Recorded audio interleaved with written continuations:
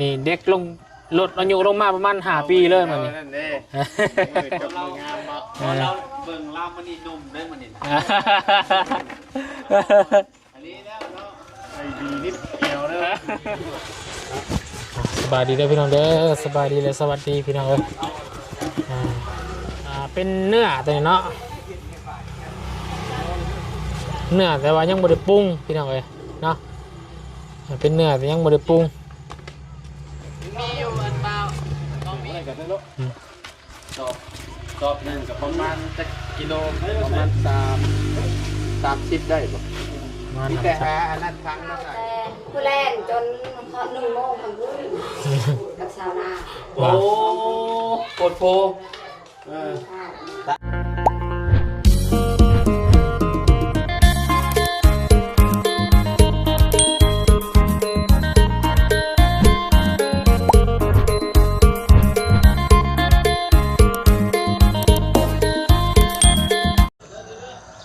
แลนไปซื้ออาหารการกินเพิ่มพี่น้องเอ้ยเนาะทางน้ำก้อนแล้วก็น้ำหวานพี่น้องเอ้ยทางทีมงานเฮามาก่อนแล้วก็กางเต็นท์ถ่าพี่น้องเอ้ยชาวโต๊ะตั้งแต่ตรงนี้มาเลยไม่ไปยังไงมุมข่อยกับคนตรงอยู่ว่าหนิเนาะพบพอในตอนเช้ามื้อนี้พี่น้องเอ้ยเนาะตังก็มาแล้วเนาะตังเต้นกลางแล้วเมื่อวานนี่ยันคนก็ไปบ่โดยกับพวกยันไปมองนำมองน้องนำสบายดีพี่น้องสบายดี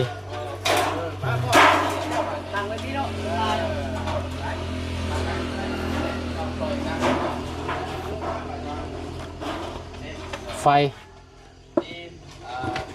เงินจะดีไฟเงินตังจริงสบายดีโดยสบายดีสบายดีเลยประธานว้าวไหวยังนี่ว้าวจากกันได้ไหมวะระวังเมินด้วยชาวนะระวังเมินด้วย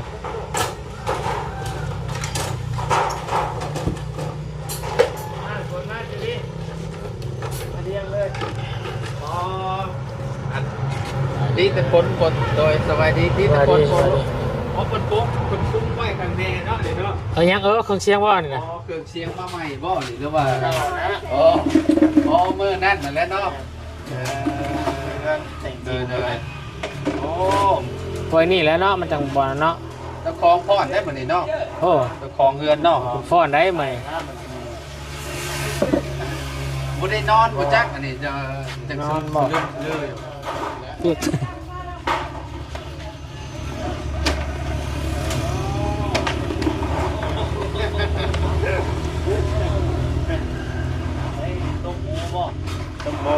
จุ่มมือจืดแล้วเนาะเจดีของเจดีน้องเจดีว่ามันนี่เด็กลงลดอายุลงมาประมาณ5 ปีเลยมันนี่เราเบิ่งเรามันนี่นุ่มได้มันนี่อันนี้แล้วเนาะไอ้ดีนิดเดียวเด้อเราอายได้ไหมเงี้ยเริ่มขึ้นลดอายุลงมาเฮาเลยละเนาะว่าเรียนได้เจ้าป่านนี้นะได้ดีเนาะเดี๋ยวว่าเมื่อคืนนี่มาอยู่จักมาจอบจักบ่แม่น้องจะได้เมื่อคืนบ่ได้มาจอบติสมอยว่าเมื่อคืนนี่ที่ว่ามาจอบสนามเนาะจอดบอกได้สบายดี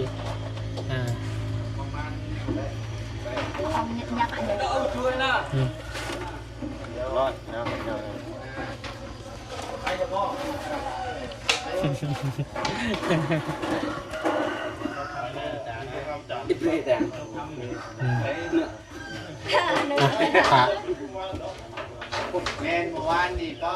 เนาะตอนนี้มันน่ะฝนชมลบเมื่อวานฝนทดลองเนาะทดลองไอ้บ้านใหม่ทดสอบบ้านใหม่พี่น้องเอ้ย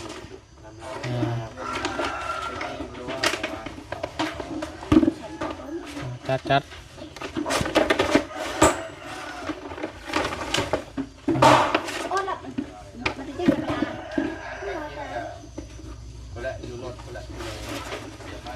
ปูเลย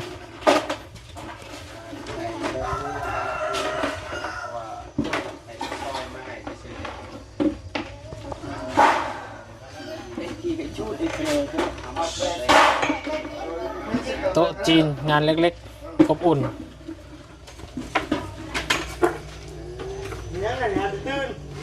ที่เรียกคิดว่าสุขภาพกันเอาตัวเต้นพี่น้องแต่ว่าทางผู้ใหญ่ใจะดีเพิ่นคิดไว้โอ้ยเนาะเรามีตัวมีเต้นนี่กับบ่คักแล้วเนาะเพื่อทีมงานเฮานี่เด้ว่าซั่นเนาะทีมงานใส่บุญมาบ่ได้นั่งกินข้าวกินน้ำแน่เนาะสิไปนั่งกินอยู่ใต้ทุนรุมตารางมันก็บ่คือเนาะทางพ่อเพิ่นว่าก็เลยจัดโต๊ะจัดเต็นท์มาพี่น้องเนาะ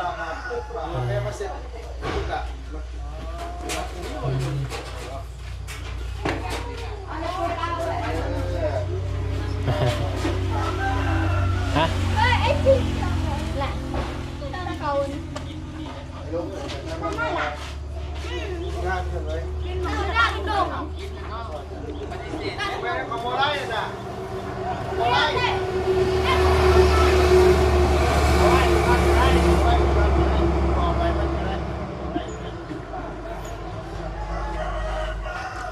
ปูล่ะปู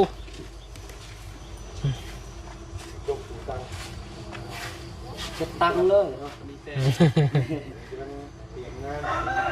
ไอ้เปรตชุดตั้ง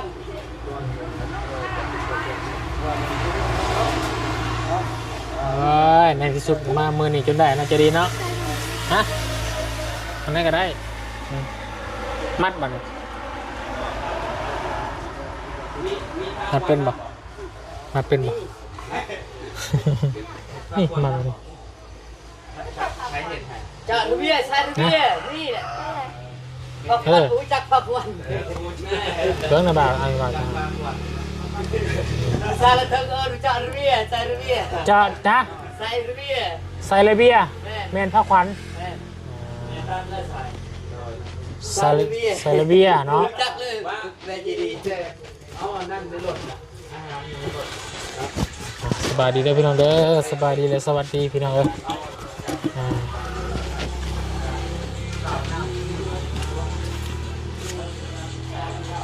แพร่นี่ตัวใหญ่ตัวน้อยแพร่ฮะมัดกะดีกะตีเอาล่ะปะไปเอาอันนั้นปะไปเอาข้าวๆพี่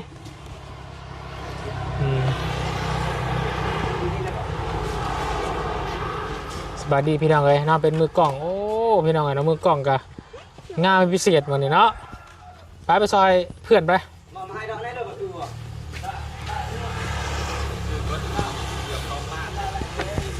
เป็นเนื้อแต่เนาะเนื้อแต่ว่ายังไม่ได้ปรุงพี่น้องเลยเนาะเป็นเนื้อแต่ยังไม่ได้ปรุงมีอยู่อันเปล่าก็มีเอาขึ้นน้ำก้อน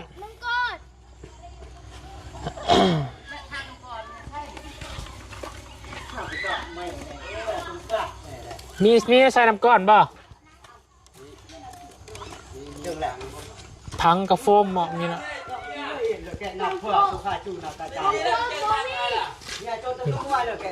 ถังใส่น้ำก้อนบ่บ่มีไปยืมทำยืมอยู่ใช่ต้องกุ้ง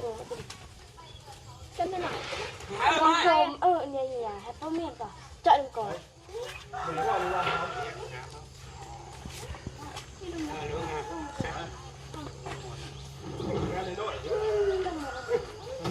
ไปเบรกที่รถถัง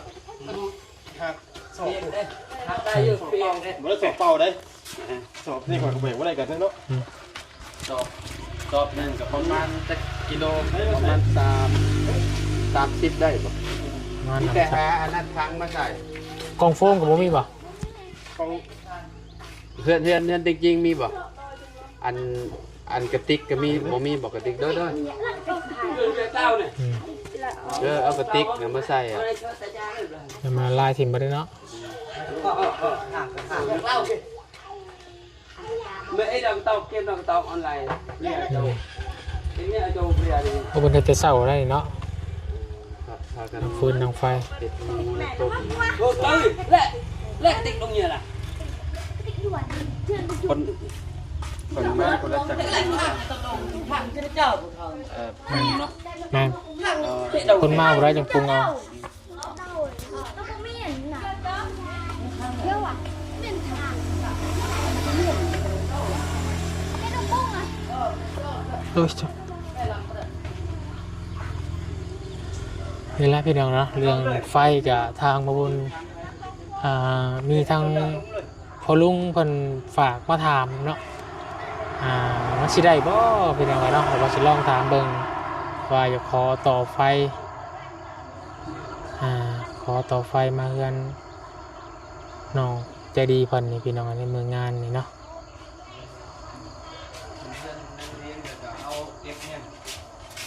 แต่ต่อเฮือนน้อง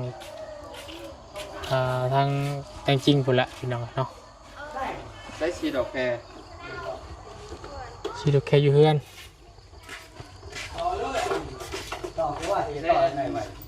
มียังไงในทางเพื่อน เรื่อง กล้ว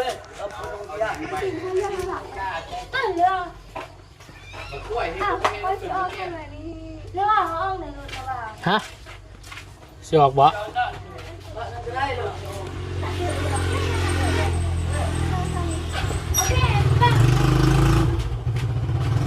ใช้ดีจีเฮา จัดไปได้แล้วว่าตัว อยู่นี่แหละไว้ห้องครับ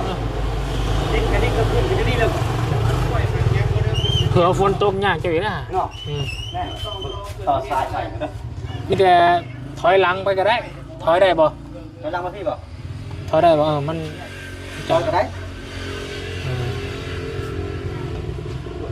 นักเติบเลยบ่ถอยก็ยากละไปละมานี่ละ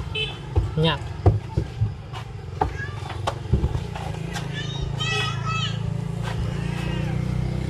เพราะว่าจะออกนอกเกี่ยวยามฝนทำยากเนี่ย แม่นเนาะ เอาอันนี้ละ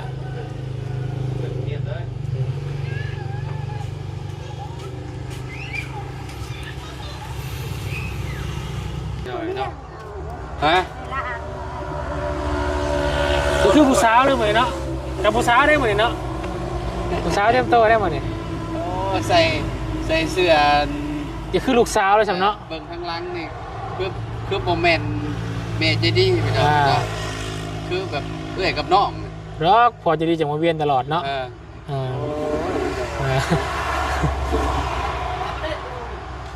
ฮะตู้นะ ร้านก็ได้เนาะ โอ้ยวางแถวนั้นก็ได้สิเป็นหยังตอนนี้ต่อจุบี้บ่เนาะยอมใจเรา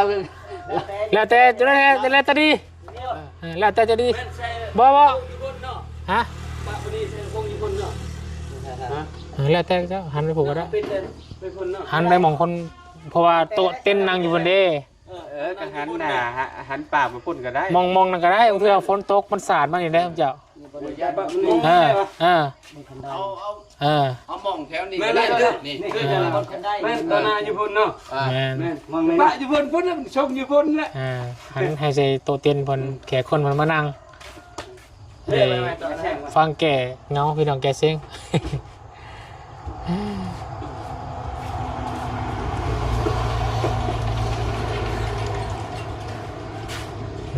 ตู้ขึ้นเทนเต็งกิ้งเลยเดียวกันเนาะตาจะหน่อยมาเอาเลยมาทางแผลขึ้นไปเบิ่งก่อนพี่น้องเนาะเบิ่งยังพักควันป่ะโอ้พี่น้องเอ้ยเนาะแม่จะดีมานี่เป็นสาวได้มานี่นะเนาะดีเลยสาวเต่า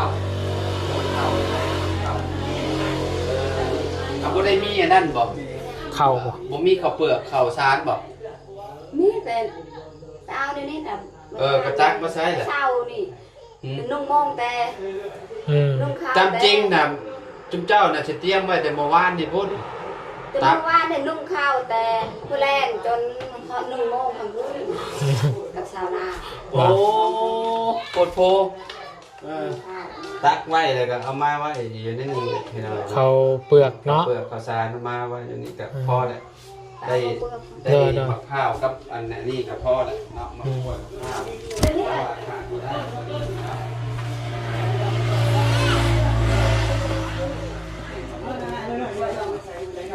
แก้วอยู่ใช่น่ะไกลป่ะ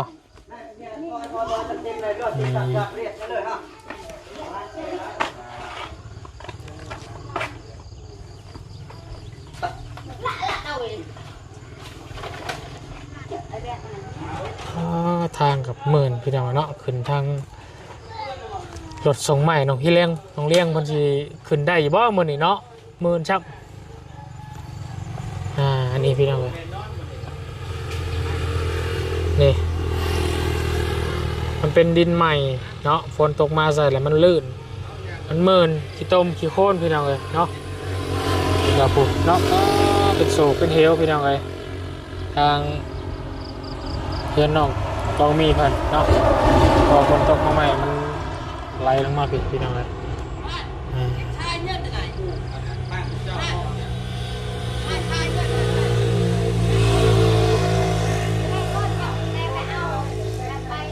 เนาะกำลังต่อไฟโอ้เบิ่งเด้อต่อไฟก็ได้ยำเข่งหรือไม่ โย่เลย มันนี่นานเนี่ย เรื่องชีแน่ชีไปเรื่อยเรื่อยนั่งนี่นะอ้าทำไม ตัวมา ต่อจากเพื่อนน้องเจดีพันเพื่อนน้องแต่งจริงพัน ยุกไปเนี่ยมันเข่งเนี่ยจะไม่เข้าใจแต่เกิดจะไปตัวเยอะเลยมันเข่งมันดึงขึ้นนี่ โอ้ทู่ละ เยอะ ลอง ใช่เลยใช่เป็นอย่าง ลองคนพานเลยสายไฟ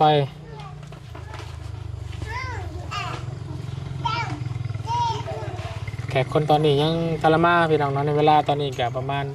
7 โมงครึ่งเนาะ7 โมงเช้า7 โมงเช้าวันนี้พี่น้องเลยแต่ปกติประมาณช่วงพอเรามากินข้าวช่วงเที่ยง11 โมงบริแขกคนมาแล้วนะ มาเลย ทู่น่ะชีไปคุยดาวสิปัจจุบัน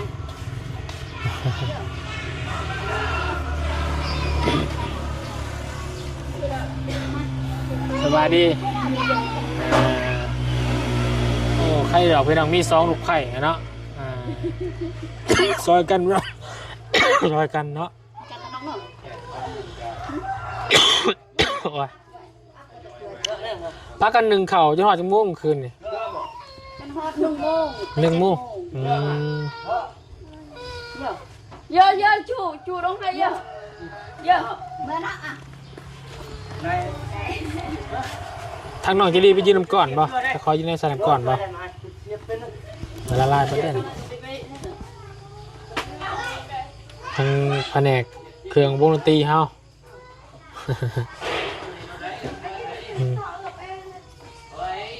ใส่เกลือละลายกับพ่อเกลือเป็นหม้อละลายกับพ่อเลยไม่ต้องใส่ยังไร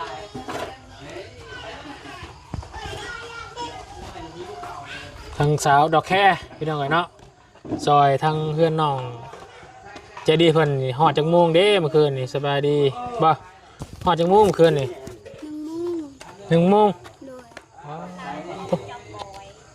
1 เข่านะตื่นมา1 เข่าจังม่วงมาเลย บ่ตื่น1เข้าอ่ะเวลา7 โมงแต่ว่าแล้ว1นั่น1 โมง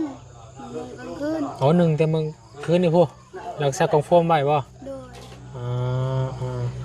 ย วันนี้พี่น้องเนาะลูกไปรุ่นแน่ในวันนี้เนาะเห็น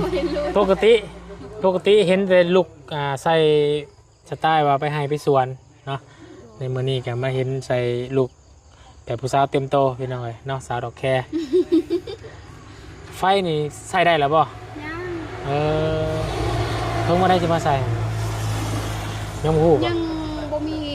อันนั้นกงเตอร์เด้ อ๋อคงเตอยังบ่มี โดย คงเตอยังบ่มาเพิ่นนัดมื้อใด ยังบ่รู้ ทั้งผู้ใหญ่เพิ่นฝากมาหามาบุญพี่น้องเนาะว่าโคนว่าเพิ่นทางบุญมาขอต่อจากเฮือนน้องดอกแค่มาเฮือนน้องเจดีนี่ประมาณ1 ล้าน 2 ล้านได้อยู่บ่เพิ่นว่าตอนนี้เฮาก็บ่ฮู้เนาะต้องไปถาม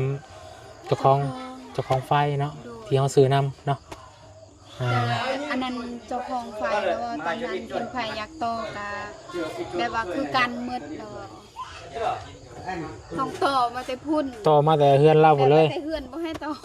แม่นพระบุญก็เคยได้ยินอยู่มันบอกอยู่ โดย ถ้าสิต่อมาจากเฮือนพี่น้องมานี่บ่ได้เนาะแต่ว่าทางผู้ใหญ่เพิ่นก็ฮู้อยู่ว่าบ่ได้แต่ว่าอยากลองถามเบิ่งว่าประมาณจักล้าน2ล้านสิบ่ได้บ่ต่อจาก2ดอกก็มาข้างล่างนะสิลองไปถามมันเบิ่งเนาะ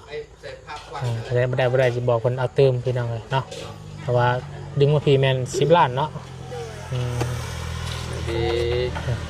งานพิเศษเด้อมันนี่เนาะซาซีดอกแค ดอกสีดอกแค่ อืม อันนั้นไก่เพิ่นต้มอยู่เพื่อนเจ้าบ่ โดยพอน้ำเลี้ยงไปตรง เอ นี้ อจักโตแน่เนาะ คุณน้องกายังบ่ทันเบิ่งที่ไกลมาจากโตเด้อ สร้างเพิ่นก็ยังบ่เห็นอยู่ สร้างยังบ่มาเนาะ สร้างแล เอาเราก็มาเนาะ มา บอกเพิ่นแล้ว ต้องมาน่ะสร้างเพิ่น ครับ ที่สร้างนี่ก็ บ่คักเลยเนาะ นี่ก็บ่คักแล้วเฮือน อืม อันนั้น เพิ่นแล้วมากก็ต้อง แล้วย้อนช่างก็ แม่ ได้ น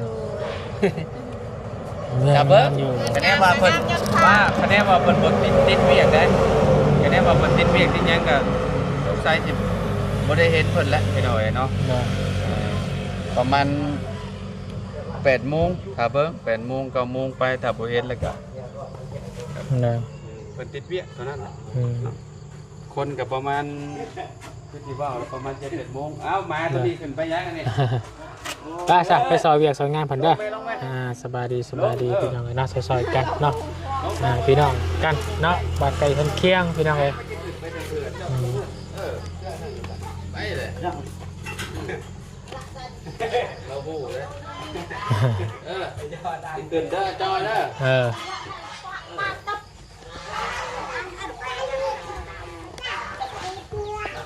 เนาะก็สิประมาณนี้แหละพี่น้องเนาะสำหรับคลิปนี้ก็ตอนเช้าๆเนาะอากาศในช่วงเช้าๆพี่น้องเลยเนาะมาถ่ายภาพบรรยากาศให้พี่ให้น้องนะครับไปชมพี่น้องเลยเนาะในงานขึ้นเฮือนใหม่ใส่หญ้าเต็มเนาะอยู่เฮือนน้องใจดีพันพี่น้องเนาะไปพบกันคลิปหน้าได้อพี่น้องเด้อคลิปนี้ขอบคุณขอบคุณขอบใจของพี่น้อง FC บัดจุกโขทุกคนเนาะที่ให้เกียรติติดตามและรับชมเป็นกำลังใจให้กับเราบนสารวันตลอดมาแล้วก็ทีมงานของบัดจุกโขทุกคนพี่น้องเนาะเดี๋ยวจะถ่ายบรรยากาศการขึ้นการกระเกียมเนาะเรียกว่าขึ้นเพื่อนมาสัญญาเต็มผูกคอต่อแขนเนาะพบกันในคลิปหน้ากันแล้วอีพีหน้าเนาะอีพีนี้ให้พี่น้องชมกันไปก่อนเดี๋ยวพบกันคลิปหน้าเนาะไปสบายดีเด้อพี่น้องเดินบัดจุกโขทุกคน